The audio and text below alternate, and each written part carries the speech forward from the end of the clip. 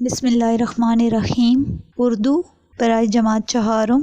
عزیز طلباء اور طالبات، السلام علیکم۔ امید ہے آپ خیریت سے ہوں گے۔ آج ہم پڑھیں گے سبق نمبر 14۔ عنوان ہے زین کا خواب۔ آج ہم اس سبق کی بلند خوانی کریں گے۔ اس سبق میں آپ کیا کیا سیکھیں گے؟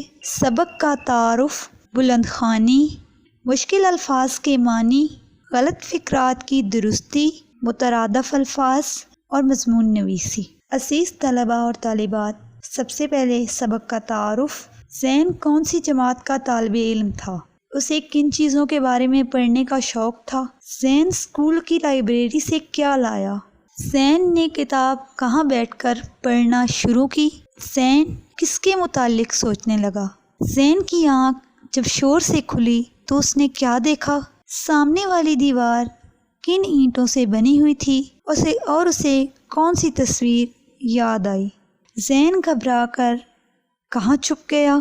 کمرے میں کون داخل ہوا اور اس نے زین سے کیا پوچھا؟ وہ شخص زین کو کہاں لے کر گیا اور وہاں ستونوں کی تعداد کیا تھی؟ دیوان عام میں بادشاہ سلامت سے ملاقات کرتے تھے۔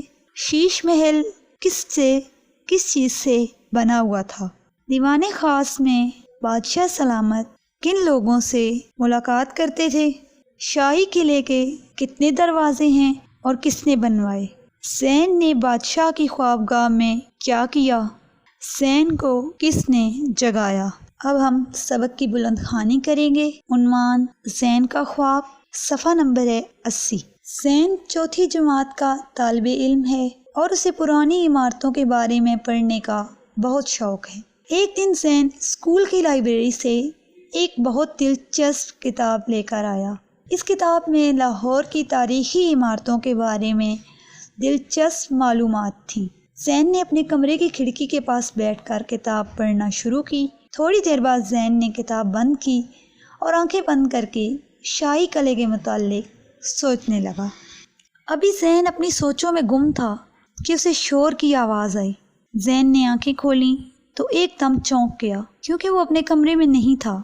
زین نے سامنے والی دیوار کی طرف دیکھا جو خوبصورت باریک اینٹوں کی بنی ہوئی تھی۔ زین ابھی یہی سوچ رہا تھا کہ اس نے اینٹیں کہاں دیکھی ہیں کہ اسے کتاب میں موجود شاہی قلعے کی تصویر یاد آ گئی۔ اچانک اسے کسی کے قدموں کی آواز سنائی دی۔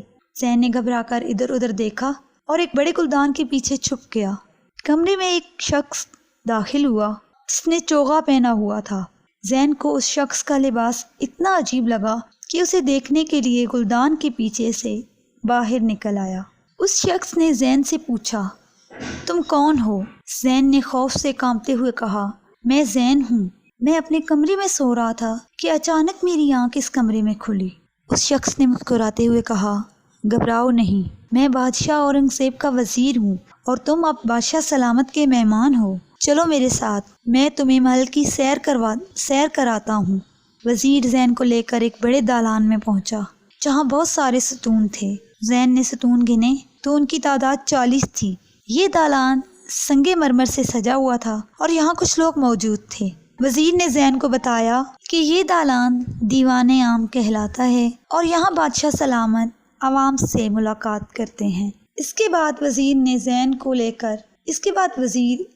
کو لے کر ایک اور دالان میں پہنچا جہاں ہر جگہ شیشے لگے ہوئے تھے۔ زین کے پوچھنے پر وزیر نے بتایا کہ شیشوں کی وجہ سے اس دالان کو شیش محل کہتے ہیں۔ زین نے دیکھا کہ شیش محل میں سنگ مرمر کی جالیاں لگی ہوئی ہیں۔ زین نے سوچا، یہ جگہ ہے تو بہت خوبصورت لیکن یہاں کھیلا نہیں جا سکتا۔ زین نے دیوان خاص بھی دیکھا۔ وزیر نے بتایا، دیوان خاص ایک بڑا دالان ہے جہاں بادشاہ سلامت اپنے اہم لوگوں سے ملاقات کرتے ہیں۔ وزیر نے زین کو مزید بتایا کہ شاہی قلعے کے 2 مرکزی دروازے ہیں۔ ایک دروازہ بادشاہ اکبر نے بنوایا اور ایک دروازہ اب بادشاہ اورنگزیب بنوا رہے ہیں۔ زین نے شاہی قلعے کے مختلف حصے دیکھے لیکن اسے شاہی حمام بہت پسند آیا جہاں ٹھنڈا اور گرم پانی موجود تھا۔ جب وزیر نے زین کو بادشاہ کی خوابگاہ میں لایا تو زین کو بادشاہ سلامت کا پلنگ بہت اچھا لگا۔ زین چھلانگ لگا کر پلنگ پر بیٹھ گیا اور آنکھیں بند کر کے سو گیا۔ تھوڑی دیر میں اسے کسی نے جھنجھوڑا۔ زین نے جب آنکھ کھولی تو اس نے دیکھا کہ وزیر کی جگہ امی جان اسے جھنجھوڑ رہی ہیں۔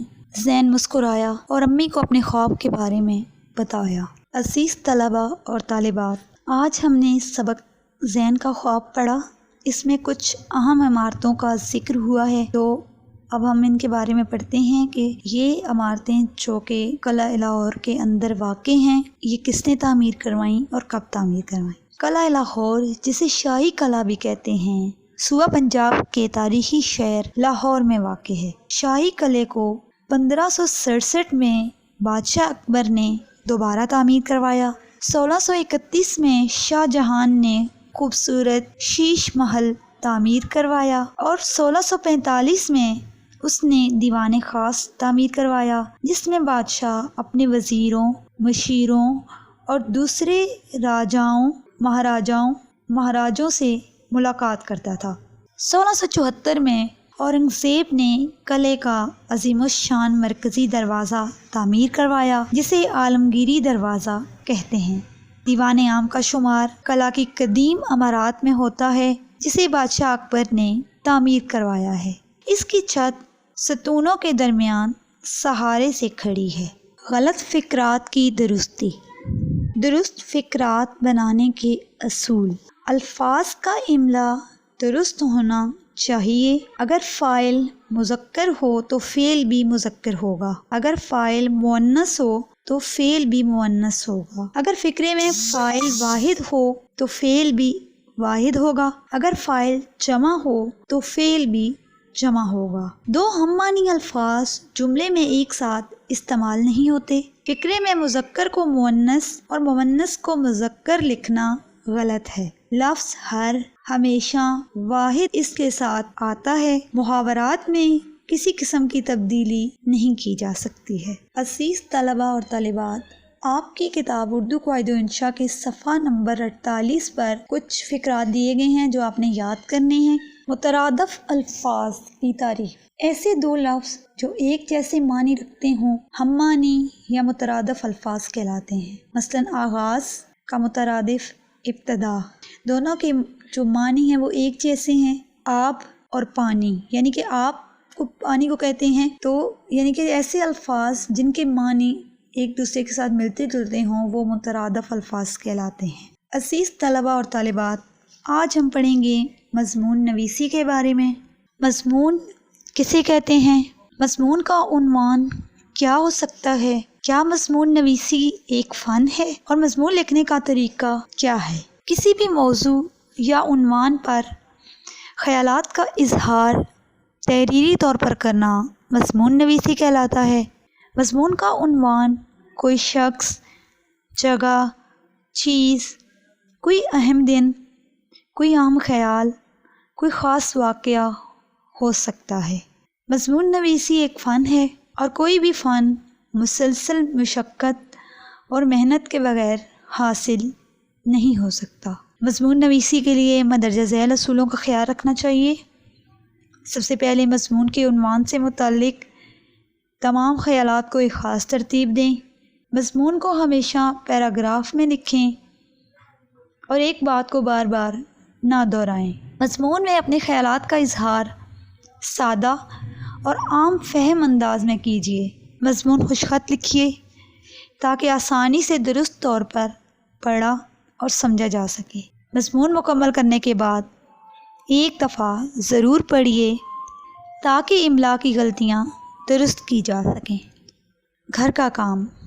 عزیز طلباء اور طالبات، آج ہم نے سبق زین کا خواب پڑھا۔ آپ نے اس سبق کے الفاظ معنی جو کہ سبق میں دیے گئے ہیں وہ آپ نے اپنی کاپی پر لکھنے اور یاد کرنے ہیں۔ اس کے علاوہ اردو قواعد و انشاء کے صفحہ نمبر 48 پر غلط فقرات کی درستی دیے گئے ہیں کچھ فقرات، وہ فقرات آپ نے یاد کرنے ہیں۔ اس کے علاوہ آپ نے صفحہ نمبر 72 قواعد و انشاء کے صفحہ نمبر 72 پر نمونے کا مضمون علامہ اقبال دیا گیا ہے، وہ آپ یاد کریں گے، اور الفاظ مترادف جو کہ صفحہ نمبر 33 پر دیے گئے ہیں وہ آپ نے یاد کرنے ہیں۔ عزیز طلباء اور طالبات، یہ تھا ہمارا آج کا سبق۔ امید ہے آپ نے اسے غور سے سنا اور سمجھا ہوگا۔ اگلے سبق کے ساتھ ملیں گے، تب تک کے لیے خدا